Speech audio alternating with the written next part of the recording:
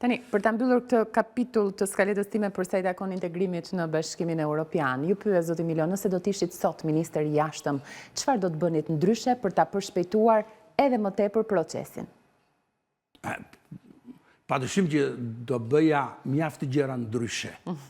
Është e sigurt kjo. 1, 2, 3. Është vështirë t'i them tani. Okej. Nuk ma Po do bëja patjetër. Do i bëja gjërat që mund të ndikonte më tepër në...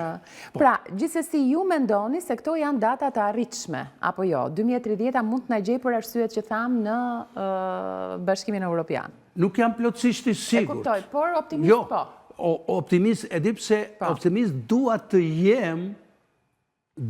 jem, sepse e do interesi i vendit që të jem optimist, po të jem një optimist i matur. Jo një optimist entusiast, po një optimist i matur për ta matur rrugtimin e Shqipërisë deri te antarësimit plot në mënyrë objektive, por duke patur më dyshje, sepse është akoma goxha rrugë për të bërë dhe në rrugë e sipër mund të ndodhë që të vendosen edhe pengesa, qoftë nga jashtë, por mund të krijojnë dhe pengesa edhe nga brenda. Unë nuk uroj që këto të ndodhin, por duhet t'i kemi parasysh. Duhet të konsiderohen. Duhet konsiderohen. Pa diskutim. Do duhet kaloj tani tek pjesa e zhvillimeve në lindjen e mesme, lajme shumë të mira dhe optimiste që shoqëruan javën e kaluar. Ju vetë si e pat marrëveshjen ku kontriboi fuqishëm Shtetet e Bashkuara të Amerikës zoti Trump. A shihni drita jeshile për paqe?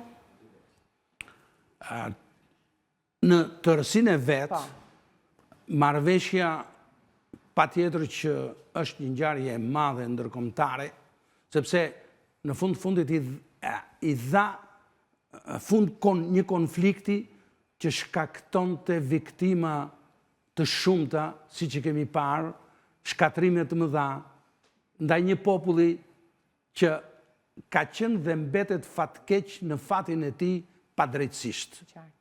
Dhe ndërprerja e luftimeve dhe armëpushimi është një diçka shumë pozitive deri këtu. Edhe fillimi mund të jetë shpresdhënës. Dhe urojmë që faza e parë të përfundojë dhe të fillojë faza tjetër e dyta. Dhe ka 3 faza, asa mund të shkojnë dhe më tutje, por unë mendoj që kjo ishte faza më e lehtë ndërprerja e luftimeve. 2 fazat e tjera do të jenë më të vështira. Por a mund të flitej për një armëpushim taktik?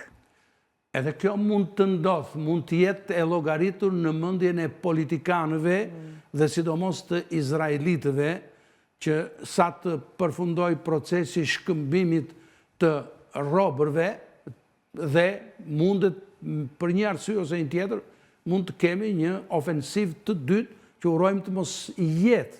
Por do të varet shumë edhe nga, unë këtu besoj tek Shtetet e Bashkuara të Amerikës, se janë ato që e bën që të arrijë deri këtu. Dhe nëse ka një garanci të dhënë nga Shtetet e Bashkuara të Amerikës, unë jam optimist se fazat e tjera do të mund të ecin, por gjithnjë do të varet shumë nga shkalla e angazhimit të Shteteve të Bashkuara të Amerikës dhe nga shkalla e kontrollit të tyre ndaj Izraelit. Ka shumë rëndësi kjo marrëdhënie midis Shteteve të Bashkuara të Amerikës dhe Izraelit. Trump dëshmon kur ka vullnet që i arrin objektivat e veta. Por nuk duhet të harrojmë që Trump është presidenti i Shteteve të Bashkuara të Amerikës dhe fati i tij si president apo dhe jetëgjatësia e tij në qoftë edhe si imazh varet shumë edhe nga mënyra se si reagohet brenda në Shtetet e Bashkuara të Amerikës. Po vetë Donald Trump në parlamentin e Izraelit si e pati një fjalë të gjatë, ndërkohë që më pas në rrjetet sociale bëheshin virale videot e lirimit të pengjeve, takimet me familjarët, e gjitha kjo krijonte një lloj sensitiviteti në të gjithë botën, apo jo? Patjetër.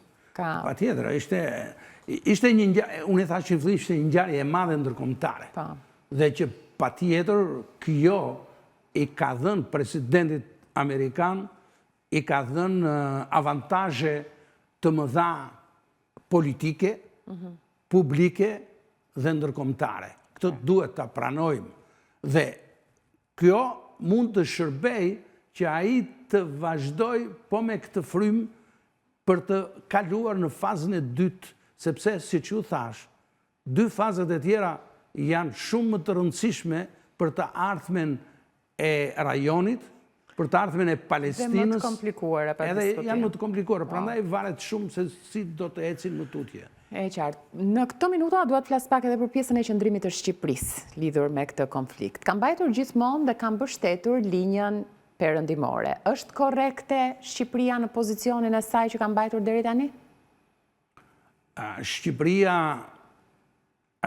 patjetër si vend antar i NATO-s dhe kandidat për antar në Bashkimin Evropian ka detyrime që të koordinojë politikën e saj të jashtme me këto dy institucione.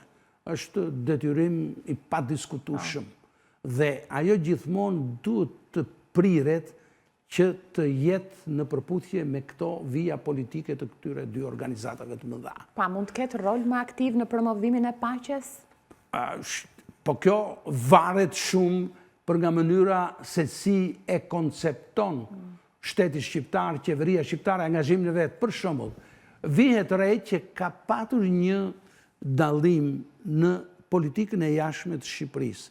Raporti i mbështetjes për çështjen palestineze gjatë këtyre viteve të fundit ka rënë në raport me mbështetjen e madhe të padiskutueshme që i është dhënë Izraelit.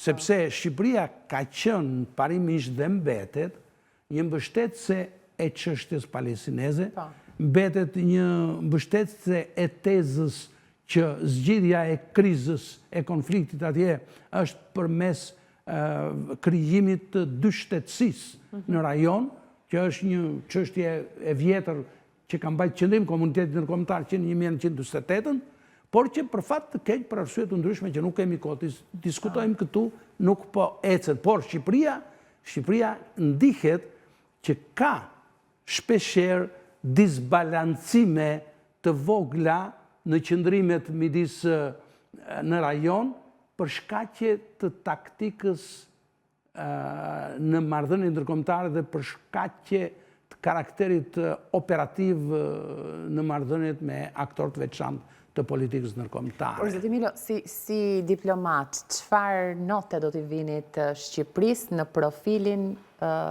diplomatik në imazhin ndërkombëtar? Do t'i vija patjetër një notë pozitive, sepse Shqipëria, për fat të mirë, gjatë këtyre viteve, ka krijuar një imazh shumë më të mirë se që ka patur, sepse Shqipëria ka qenë në faqet e para të gazetave apo në frontline-et televizive për kriza, për konflikte, për fenomene negative, kurse tani Shqipëria gjithnjë e më shumë ka një imazh pozitiv që vjen, qoftë për nga politika i jashtme korrekte në përgjithësi, që u atashohet aktorëve të mëdhenj ndërkombëtar, qoftë edhe për zhvillimet e brendshme që ka Shqipëria dhe jo më shumë për zhvillime që kanë të bëjnë me ritme të larta ekonomike se sa për bukuritë e natyrës, për turizmin, shihet si një vend të reqës që tashmë në raport me pikturën e vjetër që ka ekzistuar në mendjen e evropianëve apo të amerikanëve, tash ka ndryshuar. Dhe kjo është gjë pozitive. Pyetja ime fundit për ju, zoti Milo, dakord, ne jemi pa diskutim në krah të Shteteve të Bashkuara në çdo vendimarrje, por nga ana tjetër, thënë thjesht kjo për të na kuptuar publiku, sa na konsideron Shtetet e Bashkuara të Amerikës, sa e konsiderojnë Shqipërinë? Aq sa i takon. Është një vend i vogël, nuk jemi qendra e botës, jemi një nga vendet partneret saj në një rajon që ka qenë shumë delikat dhe që vazhdon të mbetet ende një burim shqetësimi në rast se nuk administrohet me kujdes. Dhe duhet të shikojmë, kemi një distancë shumë të largë në Shtetet e Bashkuara të Amerikës, po jemi dhe një vend i vogël, kështu që në... Dhe me shumë probleme, duhet thënë. Po, kur flasë, jemi një vend i vogël, nuk e kam thjesht dhe vetëm sepse kemi 28.000 kilometra katrore, por jemi një vend i vogël që nuk ngrejmë shumë pesh. Jemi të vlefshëm për rajonin, por kështu thënë veç... Por më shumë nuk duhet të pretendojmë se mund të jemi. Shumë faleminderit për kohën, zotë Milo, kënaqësi biseda gjithmonë. Faleminderit. Përfundon biseda me ish-ministrin e jashtëm, zotin Pascal Milo, të nderuar shikues. Ndërkohë, për të ndruar temë dhe atmosferë, do të ndiqni rubrikën që është gjithmonë në fund të emisionit, përgatitur nga Marseli.